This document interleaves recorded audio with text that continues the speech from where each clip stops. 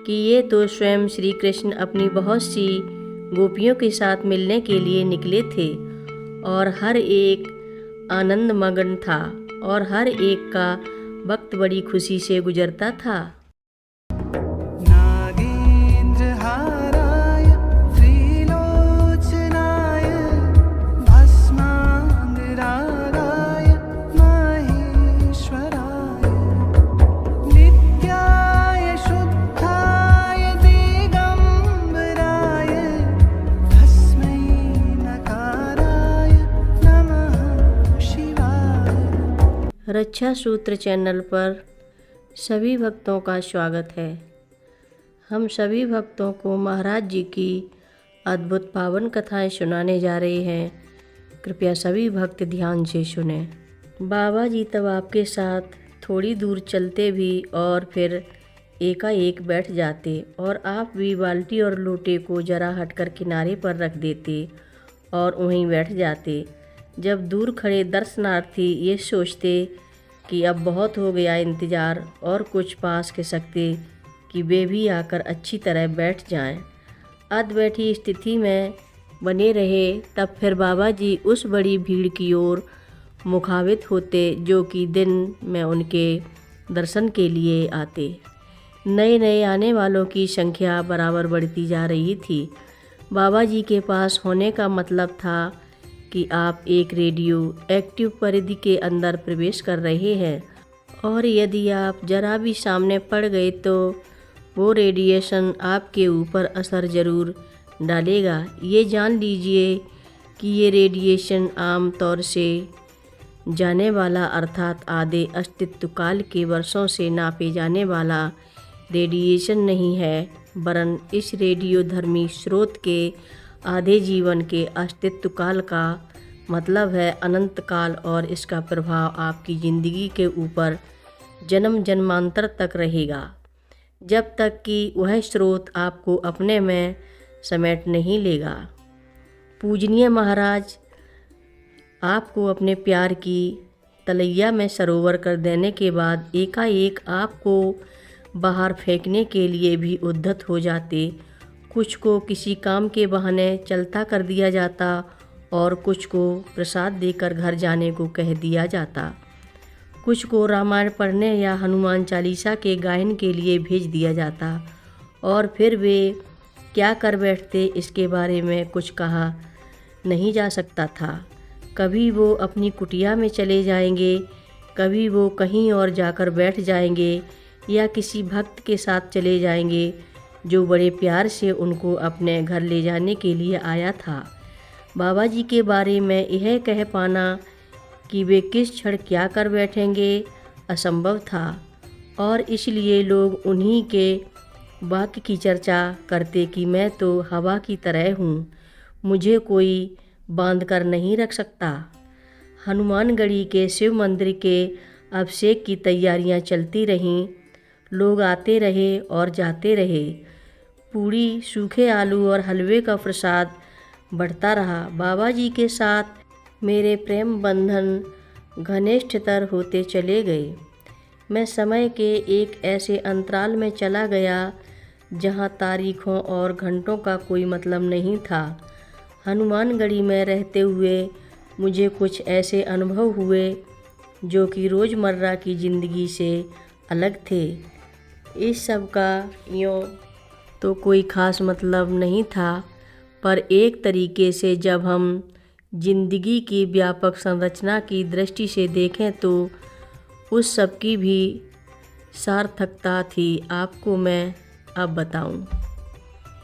एक बार मेरे कुछ संबंधी बाबा जी के दर्शनों के लिए आए। उनमें से एक मेरी मौसी भी थी।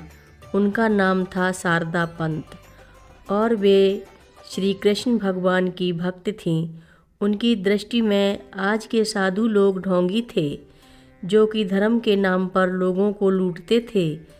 वे तो दरअसल हनुमानगढ़ी में मंदिरों के दर्शनों के लिए आई थीं, क्योंकि उनकी मुलाकात मेरे अपने चाचा पूरंदा से हो गई। तो वे बाबा जी के दर्शनों के लिए भी गईं। जब वे बाबा जी के पास आईं तब वे राम मंदिर के बरामदे में बैठे हुए थे, पर उनको वहाँ पर बाबा जी नहीं, श्री कृष्ण भगवान जी दिखाई दिए।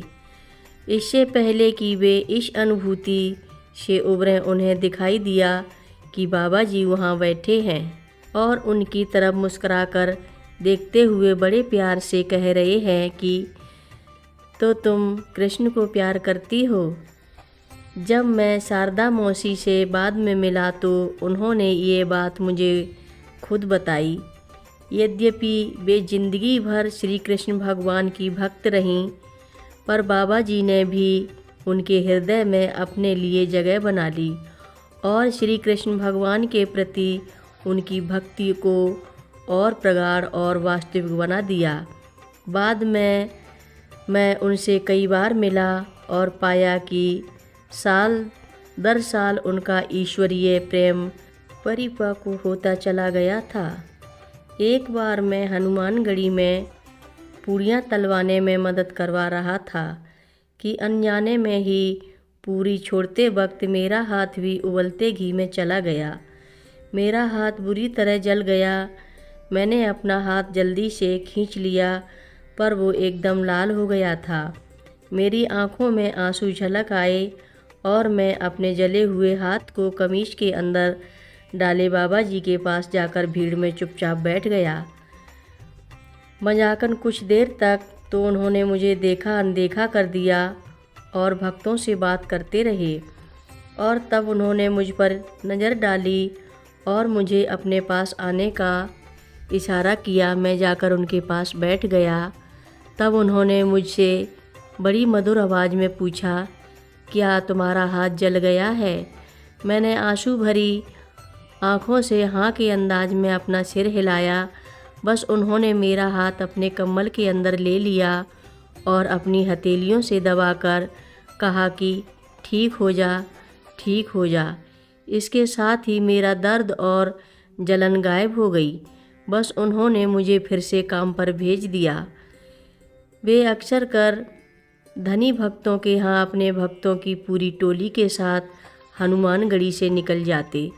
इन भक्तों को बाबा जी के साथ इस तरह जाना बहुत अच्छा लगता और आप इसे एक तरह की आध्यात्मिक दावत कह सकते हैं। इन भक्तों को स्वादिष्ट भोजन मिलता और वे इस तरह की आध्यात्मिक दावत और सैर का आनंद उठाते। ये तो एक तरह का अपने प्रिय सखा अर्थात बाबा जी के साथ खाने पर जाना हुआ। फ़र्क सिर्फ इतना था कि ये तो स्वयं श्री कृष्ण अपनी बहुत सी गोपियों के साथ मिलने के लिए निकले थे और हर एक आनंदमग्न था और हर एक का वक्त बड़ी खुशी से गुजरता था। कथा लंबी है, आगे की कथा सभी भक्तों को अगले भाग में सुनाएंगे।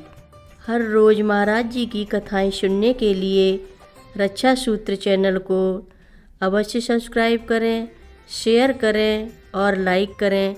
घंटी बजाना ना भूलें।